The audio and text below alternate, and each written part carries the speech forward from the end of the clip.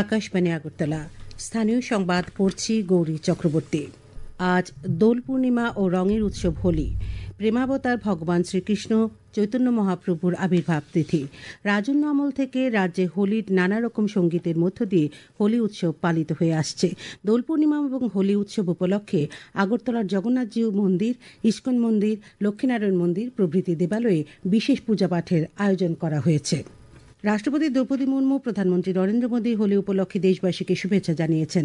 এক বার্তায় রাষ্ট্রপতি বলেন, এই উৎসব আমাদের জীবনে ঐক্য ও ভ্রাতৃত্ববোধের মনোভাবকে পালন করবে এবং হোলির বিভিন্ন রং ঐক্যে বৈচিত্র্যের মূল্যবোধকে প্রতিফলিত করে। এদিকে একটি সোশ্যাল মিডিয়া পোস্টে শ্রী মোদী বলেছেন, আনন্দ ও সুখে পরিপূর্ণ এই উৎসব সকলের জীবনে নতুন উদ্দীপনা ও শক্তি সঞ্চার করবে এবং দেশবাসীর মধ্যে ঐক্যের রং আরও গভীর করবে। শান্তিপূর্ণভাবে হোলি উৎসব উদযাপনের জন্য পশ্চিম ত্রিপুরা জেলার জেলাশাসক ভারতীয় নাগরিক সুরক্ষা সংহিতার 163 নম্বর ধারার 2 নম্বর উপধারা অনুযায়ী সমগ্র পশ্চিম জেলায় কিছু বিধিনিষেধ জারি করেছেন। এই নিষেধাজ্ঞা আজ এবং আগামীকাল সকাল 10টা থেকে রাত 12টা পর্যন্ত বলবৎ থাকবে। মুখ্যমন্ত্রী অধ্যাপক ডাক্তার মানিক সাহা বলেছেন, বর্তমান কেন্দ্রীয় এবং রাজ্য সরকার প্রধানমন্ত্রী নরেন্দ্র মোদীর প্রদর্শিত পথে নারী সশক্তিকরণের লক্ষ্যে বিভিন্ন প্রকল্প বাস্তবায়ন করছে। গতকাল রবীন্দ্র শতবার্ষিকী ভবনে সমাজ কল্যাণ ও সমাজ শিক্ষা দপ্তর আয়োজিত রাজ্যভিত্তিক আন্তর্জাতিক নারী দিবস উপলক্ষ উদযাপন অনুষ্ঠানে তিনি এই কথা বলেন। তিনি রাজ্যের মহিলাদের আত্মনির্ভর করে তুলতে রাজ্য সরকার কি কি পদক্ষেপ গ্রহণ করেছে তা বিস্তারিত উল্লেখ করেন। অনুষ্ঠানে সমাজ কল্যাণ এবং সমাজ শিক্ষামন্ত্রী টিঙ্কু রায় নারীদের কল্যাণে সরকারের বিভিন্ন উন্নয়নমূলক উদ্যোগ বিস্তারিত উল্লেখ করে বক্তব্য রাখেন। কৃষিমন্ত্রী রতনলাল নাথ বলেছেন, নারীরা সমাজ এবং পরিবারের মূল ভিত্তি। শিক্ষা, খেলাধুলা, রাজনীতি, সংস্কৃতি চর্চায় নারীদের বিশেষ ভূমিকা রয়েছে।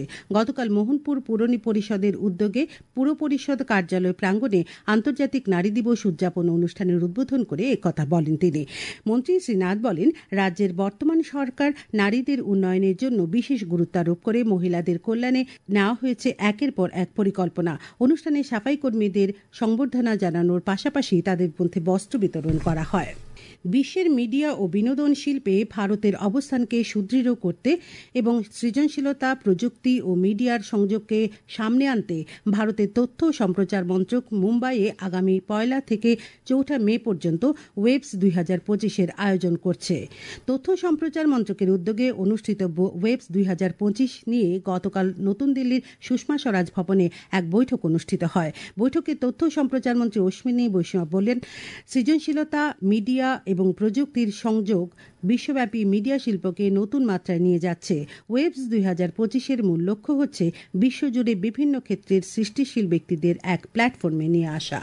টিবি মুক্ত ভারত অভিযানের 100 দিনের নতুন অভিযান গোমতী জেলাতেও চলছে। গতকাল উদয়পুরে জেলাশাসক কার্যালয়ে গোমতী জেলা পরিষদের সভাধিপতি দেবল দেব রায় জানান, এই জেলায় বর্তমানে 121 জন যক্ষ্মা রোগীর চিকিৎসা চলছে। এই বিশেষ অভিযানকালে গোমতী জেলায় এখন পর্যন্ত 1,30,000 স্ক্রিনিং করা হয়েছে। বনমন্ত্রী অনিমেষ দেববর্মা বলেন, ভবিষ্যতে পানীয় জল সরবরাহ, কৃষিকাজ ও খাদ্য নিরাপত্তা নিশ্চিত করতে হলে জল সংরক্ষণের উপর গুরুত্ব দিতে হবে। গতকাল তুলাশিখর ব্লকের পূর্ব বাচাইবাড়ি এডিসি ভিলেজে সেন্ট পিটার বিদ্যালয় সংলগ্ন নবনির্মিত জল পরিশোধন কেন্দ্র ও মিনি ডিপ টিউবওয়েলের উদ্বোধন করে জল সংরক্ষণ যাত্রা অভিযানের সমাপ্তি অনুষ্ঠানে অংশ নিয়ে তিনি একথা বলেন। আরক্ষা প্রশাসনে 22 জন গ্রেড 2 টিপিএস অফিসার গ্রেড 1-এ উন্নীত হয়েছেন। তাছাড়া 2 জন পুলিশ আধিকারিকের দায়িত্ব রদবদল করা হয়েছে।